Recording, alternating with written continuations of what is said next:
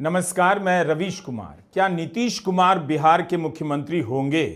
तेजस्वी यादव ने कहा है कि एनडीए नीतीश कुमार को मुख्यमंत्री का चेहरा घोषित नहीं कर रही है, लेकिन ज्यादा दिलचस्प है प्रधानमंत्री के भाषणों में इस बार नीतीश कुमार का अलग तरीके से जिक्र होना।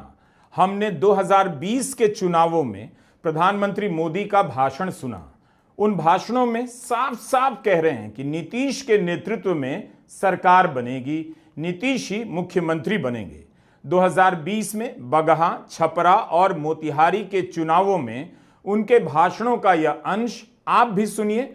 फिर हम 24 अक्टूबर को हुई बेगूसराय और समस्तीपुर में प्रधानमंत्री की सभा में नीतीश का जिक्र कैसे होता है वह भी सुनाएंगे।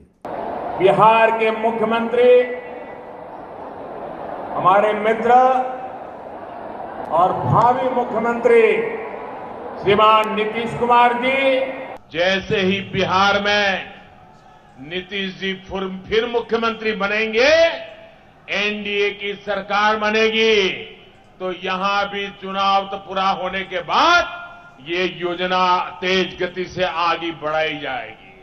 बिहार के कोने कोने में घूमने के बाद मैं पूरी तरह आश्वस्त हूं कि बिहार में फिर नीतीश जी के नेतृत्व में एनडीए सरकार बनने के लिए बिहार की जनता ने मन बना लिया है, भरसक आशीर्वाद दे रहे हैं। किसी को दिमाग लगाने की भी जरूरत नहीं कि प्रधानमंत्री मोदी ने नीतीश कुमार का नाम बच बचा कर लिया। साफ साफ 2020 में कह रहे हैं नीतीश ही मुख्यमंत्री होंगे, लेकिन 2025 का यह भाषण सुनिए। आपको भी सुनना चाहिए और देखना चाहिए कि नीतीश कुमार का जिक्र किस तरह से आता है।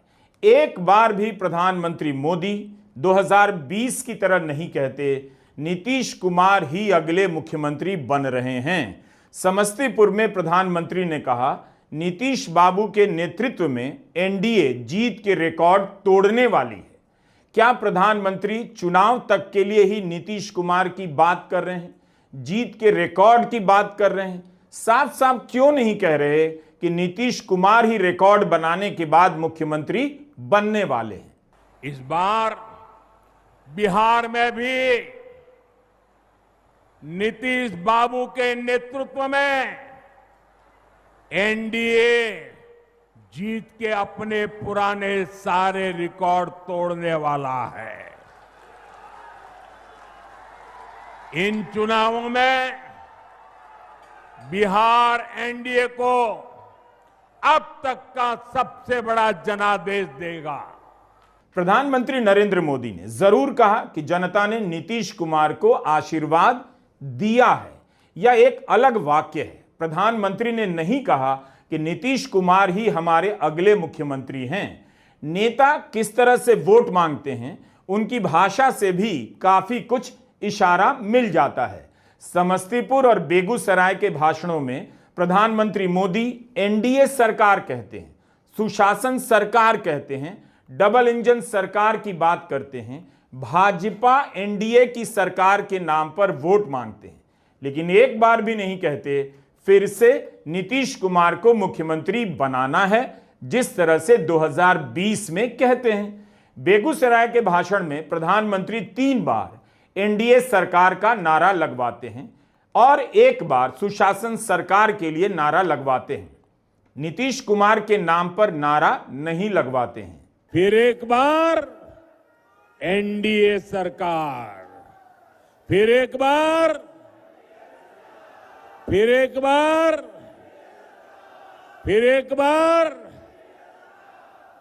फिर एक बार सुशासन की सरकार।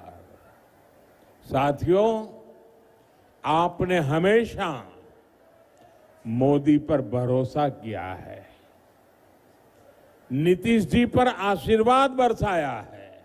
प्रधानमंत्री मोदी ने सब कहा एनडीए की सरकार बनेगी, गठबंधन एनडीए का है, तो इसमें कुछ भी गलत नहीं है। लेकिन बात राजनीति की है। तकनीकी रूप से तो कुछ भी गलत नहीं, लेकिन राजनीतिक रूप से देखिए बहुत कुछ नजर आएगा। भाषण से यह तो लगा कि नीतीश कुमार के नेतृत्व में चुनाव हो रहा है, लेकिन यह नहीं लगा कि नीतीश कुमार 14 नवंबर के बाद बिहार सरकार का नेतृत्व करेंगे। प्रधानमंत्री मोदी केंद्र के यूपीए सरकार को कांग्रेस आरजेडी की सरकार कहते रहे और अपनी सरकार को भाजपा एनडीए सरकार कहते रहे। बेगूसराय में जेडीयू का नाम नहीं लिया, इस तरह से कि बिहार में जेडीयू बीजेपी की सरकार है। घटक दलों का नाम लेते जरूर हैं मंच पर, मगर भाजपा एनडीए की सरकार का क्या अर्थ हो सकता है? क्या प्रधानमंत्री केंद्र की सरकार की ही बात कर रहे हैं या बिहार की सरकार को भाजपा एनडीए सरकार कह रहे हैं? 2020 में छपरा की सभा का उनका भाषण सुन रहा था, आप भी यह हिस्सा सुनिए। नीतीश जी के नेतृत्व में एनडीए यानी भाजपा, जेडीयू, हम पार्टी और वीआईपी के सभी उम्मीदवारों को भारी मतों से जिताना है। क्या प्रधानमंत्री के इस बार के भाषणों में नीतीश कुमार अगले मुख्यमंत्री के रूप में नजर आ रहे हैं? आप उनके भाषणों पर गौर कीजिए। वे सुशासन को समृद्धि में बदलने की बात कर रहे हैं। क्या वे इस तरीके से बदलाव की तरफ इशारा कर रहे हैं या वे यह मान रहे हैं कि सुशासन में बिहार समृद्ध नहीं हुआ? ऐसा हो नहीं सकता। जब वे सुशासन को समृद्धि में बदलने की बात करते हैं तो गौर कीजिए, नुक्ते पर गौर चाहिए। प्रधानमंत्री मोदी ने जोर देकर कहा भाजपा एनडीए ने सुशासन का आधार बनाया, तो अब साफ हो गया बिहार की बात कर रहे हैं, जबकि सुशासन बाबू बिहार में नीतीश कुमार को ही कहा जाता है। बिहार के मेरे भाइयों बहनों, हमने जंगल राज को सुशासन में बदला। अब सुशासन को समृद्धि में बदलने का समय है। साथियों, सामाजिक न्याय के दिखाए कर्पूरी बाबू के रास्ते को भाजपा एनडीए ने सुशासन का आधार बनाया है। 24 अक्टूबर को पटना में तेजस्वी यादव को महागठबंधन के मुख्यमंत्री का चेहरा घोषित किया गया। उसके अगले दिन प्रधानमंत्री समस्तीपुर और बेगूसराय में रैली कर रहे थे। पटना की प्रेस कॉन्फ्रेंस में तेजस्वी यादव और अशोक गहलोत ने चुनौती भी दी कि नीतीश कुमार का नाम औपचारिक रूप से घोषित नहीं किया जा रहा है। राजनीतिक तकाजा तो यही था कि प्रधानमंत्री जवाब देते कि एनडीए का मुख्यमंत्री कौन होगा। तेजस्वी यादव के सामने एनडीए की तरफ से किसका चेहरा है, लेकिन प्रधानमंत्री ने साफ साफ ऐसा कुछ भी नहीं कहा।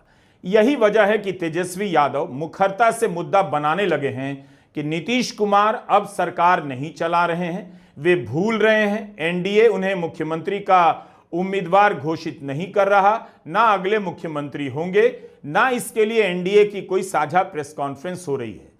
देखिए, हमारे चाचा जी का उम्र हो चुका है, हमको पूरा सम्मान है, लेकिन अब हमारी चाचा जी की स्थिति अगर आप लोग देखते होंगे तो आपको लगता है कि अब वो 14 करोड़ बिहार वासियों को संभालने लायक है। अब वो संभाल नहीं सकते। चाचा जी को तो हाईजैक भाजपा के लोगों ने कर लिया। अब सरकार जो है नरेंद्र मोदी जी और अमित शाह जी चला रहे हैं कि नहीं चला रहे? अब चाचा को कुछ याद नहीं रहता, कभी भी कुछ भी कर देते हैं। लेकिन हमको इसकी पीड़ा है कि जो स्थिति हो गई, महागठबंधन के सभी साथियों ने कल मुख्यमंत्री, महागठबंधन से मुख्यमंत्री का चेहरा कौन होगा ये घोषणा की, लेकिन अब तक एनडीए के लोगों ने आधिकारिक रूप से कोई घोषणा नहीं की है कि एनडीए का मुख्यमंत्री का चेहरा कौन होगा। अमित शाह जी का इंटरव्यू आप लोगों ने देखा होगा। अमित शाह जी ने कहा कि चुनाव के बाद विधायक लोग तय करेंगे कि एनडीए का मुख्यमंत्री कौन होगा। यानी ये बात स्पष्ट कर दिया उन्होंने कि नीतीश कुमार जी दोबारा मुख्यमंत्री बनने नहीं जा रहे हैं। सेहत के सवालों से घिरे होने के बाद भी नीतीश कुमार चुनाव प्रचार तो कर रहे हैं, लेकिन यह इस सवाल का पूरा जवाब नहीं कि नीतीश कैसे हैं। उनके कितने ही वीडियो ऐसे भी आए जो नीतीश कुमार की शैली से मेल नहीं खाते। नीतीश कुमार की सेहत कैसी है, इसका जवाब नीतीश कुमार अपने भाषण में भी नहीं देते। दानापुर और समस्तीपुर में उनके भाषणों को सुन रहा था, एक बार भी उन्होंने अपनी सेहत के बारे में कुछ नहीं कहा। दोनों ही सभाओं में नीतीश कुमार ज्यादातर लिखा हुआ भाषण पढ़ रहे हैं, लेकिन बीच बीच में इधर उधर देखकर, यानी बिना पन्ना देखे हुए बोलते भी हैं। कई बार उनसे चूक हो जाती है या कुछ ऐसा हो जाता है जिससे सेहत को लेकर चर्चा हो जाती है। ज्यादातर उनकी नजर लिखे हुए भाषण पर ही नजर आई। उनके सामने एक स्क्रिप्ट रखी होती है जिसे पढ़ते जाते हैं। 5 साल पहले नवंबर 2020 के बिहार विधानसभा के चुनावों में नीतीश कुमार के भाषणों का वीडियो आप भी देखिए। यह पूर्णिया जिले की एक सभा है, यहां भी कागज रखा है। नीतीश कुमार कभी कभी देखते भी हैं, लेकिन पूरा भाषण देखकर कोई नहीं कह सकता कि नीतीश कुमार लिखा हुआ भाषण पढ़कर गए हैं। खुले अंदाज में नीतीश बोल रहे हैं और आक्रामक हैं। कम ही नेता मंच पर नीतीश के जैसे सहज लगते हैं। क्या बोलना है कमांड में होते हैं। और जब आप इस नीतीश कुमार से 2025 के नीतीश कुमार की तुलना करते हैं, तब सवाल उठने लगता है उनकी सेहत कैसी है। हर घर बिजली पहुंचाने की हम लोगों ने योजना बना ली और 2018 के दिसंबर तक काम पूरा करना था, 2 महीना पहले कर दिया। पहले जो लोगों को काम करने का 15 साल तक मौका मिला साहब, क्या बिजली की स्थिति थी? पूरे बिहार में 700 मेगावाट की खपत। आप लोगों ने हम लोगों को मौका दिया, हर घर बिजली पहुंचा दिया, जर्जर तार बदल दिया और अब तो बिजली की खपत और बढ़ रही है। अब तो लोग खेती में भी, सिंचाई के लिए भी बिजली का इस्तेमाल कर रहे हैं और अब 6000 मेगावाट से ज्यादा बिजली की खपत बिहार में हो रही है। नीतीश कुमार के लिए बिहार का यह चुनाव बहुत बड़ा चुनाव है। वे सत्ता में 20 साल पूरे करेंगे। चुनाव के समय नीतीश कुमार किसी को इंटरव्यू नहीं दे रहे। चुनाव के संदर्भ में पटना में कई गोदी चैनलों के कार्यक्रम हुए। गृह मंत्री अमित शाह ने 1-1 घंटे का इंटरव्यू दिया, लेकिन नीतीश कुमार ने किसी से बात नहीं की। क्या इन चैनलों ने नीतीश कुमार से संपर्क नहीं किया होगा? इस सवाल पर इतनी चुप्पी क्यों है? नीतीश कुमार कभी ऐसे नहीं रहे। वे प्रेस से खुलकर मिलते रहे हैं, खासकर चुनाव के दिनों में ज्यादा। वे हमेशा से स्वतंत्र मिजाज के नेता रहे हैं, मगर अब ऐसा नहीं लगता। 2024 में ओडिशा चुनाव के समय तत्कालीन मुख्यमंत्री नवीन पटनायक का हाथ हिल गया। इसका वीडियो जब आया तो बीजेपी ने उनकी सेहत का मुद्दा बना दिया। कहना शुरू कर दिया कि उनकी बहुत उम्र हो गई है, अब सरकार चलाने की स्थिति में नहीं है। खुद प्रधानमंत्री मोदी ने इस तरह का बयान दिया कि नवीन बाबू के स्वास्थ्य में गिरावट आ रही है, इसके पीछे कोई षड्यंत्र तो नहीं है। अगर हम सत्ता में आएंगे तो कमेटी बनवाकर इसकी जांच कराएंगे। नवीन बाबू के करीबी रहे लोगों का मानना है कि उनकी तबीयत बिगड़ने के पीछे कोई साजिश भी हो सकती है। सवाल ये कि नवीन बाबू की तबीयत खराब होने के पीछे क्या कोई षड्यंत्र है क्या? ये उड़ीसा के लोगों को जानने का अधिकार है। कहीं इसमें उस लॉबी का तो हाथ नहीं है ना, जो नवीन बाबू के नाम पर पर्दे के पीछे उड़ीसा में सत्ता भोग रहे हैं। इसका पर्दा उठना चाहिए, इसकी जांच आवश्यक है। इसलिए 10 जून के बाद उड़ीसा में भाजपा सरकार का विजय होने के बाद हमारी सरकार, उड़ीसा की भाजपा सरकार एक स्पेशल कमेटी का गठन करेगी और ये जांच करेगी कि अचानक नवीन बाबू की तबीयत क्यों गिरती जा रही हैं, उनकी तबीयत के साथ ये क्या हो रहा है, सारे तथ्य खोज करके निकाले जाएंगे।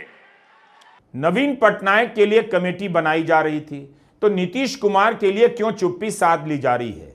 2024 के लोकसभा चुनाव के समय से ही उनकी सेहत को लेकर खबरें आने लगी थी, मगर अब तो चुनाव आ गया है, उनके मुख्यमंत्री बनने को लेकर सवाल हो रहे हैं। कायदे से अब विपक्ष को ही नीतीश कुमार से समय मांगकर मिलना चाहिए, इसकी पुष्टि करनी चाहिए कि उनकी सेहत कैसी है। नीतीश कुमार विपक्ष के नेताओं से तो मिल ही सकते हैं, ऐसी चर्चाएं बेवजह नहीं होती। नीतीश कुमार के वीडियो आप भी देखिए, उन्हें देखकर नहीं लगता कि ये वही नीतीश हैं जिसके लिए जाने जाते हैं। पिछले दिनों प्रधानमंत्री के साथ एक कार्यक्रम में नीतीश कुमार काफी देर तक हाथ जोड़े बैठे रहे, जिसकी जरूरत नहीं थी। तेजस्वी यादव ने इस पर सवाल किया, क्या वे ठीक हैं? मगर नीतीश कुमार की तरफ से कोई जवाब नहीं आया। नीतीश कुमार खुद इस सवाल का जवाब क्यों नहीं दे सकते? नीतीश का जवाब छोड़िए, इस सवाल पर ज्यादा जवाब बीजेपी की तरफ से आता है और सवाल भी बीजेपी से पूछा जा रहा है। जेडीयू इस सवाल का जवाब देने में पूरी तरह से मुखर नजर नहीं आती है। गोपालगंज में मुख्यमंत्री नीतीश कुमार ने अपनी एक सभा में शिक्षा मंत्री सुनील कुमार को इस तरह से बुलाया कि सभी हैरान रह गए। नीतीश कुमार भाषण दे रहे थे, महिलाओं से घर की बात कर रहे थे, तभी अचानक पीछे मुड़ते हैं और किसी से कहते हैं खड़ा हो जाइए। इस वीडियो को देखिए, मंच पर लोग इस तरह से सहमे खड़े हैं कि कहीं नीतीश जी कुछ और ना बोल दें। तो घरवा के ऊपर अगर जो हम बना देंगे आपको बहुत फायदा होगा। खड़ा होइए, सबका लीजिए, सब लोग दे दीजिएगा, अपने घर में आप जो लगाइएगा, कह दीजिएगा कि सबका बनवा देंगे, तो आपको मुफ्त में मिल रहा है और ऊपर रहेगा उसका सबको फायदा होगा। इतना ज्यादा हम आपको कह रहे हैं, इतना सब बैठिए। इन सब लोगों के लिए हम लोग पूरा का पूरा आप लोगों के लिए। यही नहीं, मीनापुर की सभा में नीतीश कुमार ने महिला उम्मीदवार के गले में माला डाल दी। उनके सहयोगी संजय झा ने हाथ थामकर रोकने की कोशिश की तो संजय झा को ही सुना दिया और अंत में माला डाल ही दी। आमतौर पर राजनेता महिला सहयोगियों के गले में माला नहीं डालते हैं।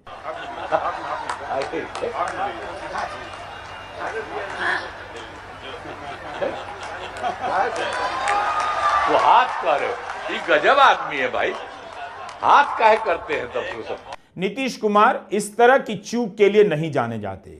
उनके मंच पर बहुत तामझाम तो नहीं होता, फिर भी एक सादगी भरी व्यवस्था नजर आती है।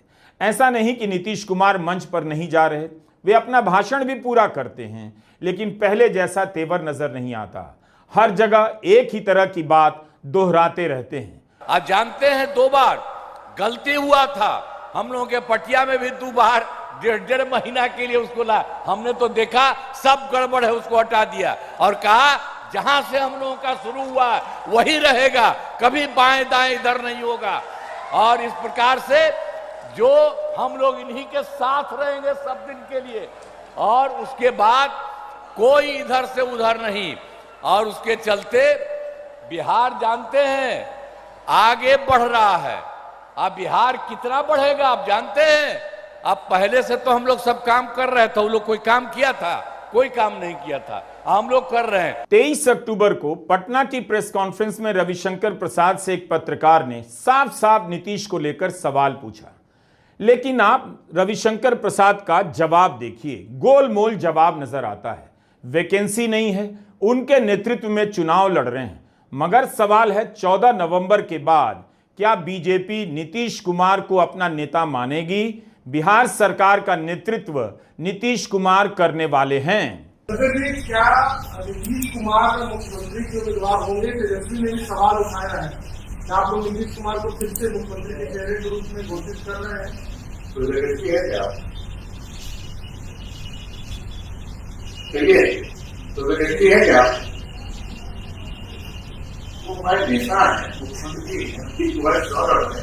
चलिए, बिहार के चुनाव में इस बार नीतीश कुमार को लेकर अजीब सी चुप्पी नजर आ रही है।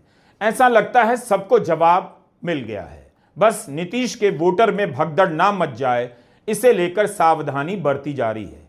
यह कितना दुखद होगा कि जिस नेता की विदाई होने जा रही है उसे ही नहीं पता, और अगर विदाई नहीं होने जा रही है तो कम से कम उन्हें ही कहना चाहिए कि मुख्यमंत्री वही हैं।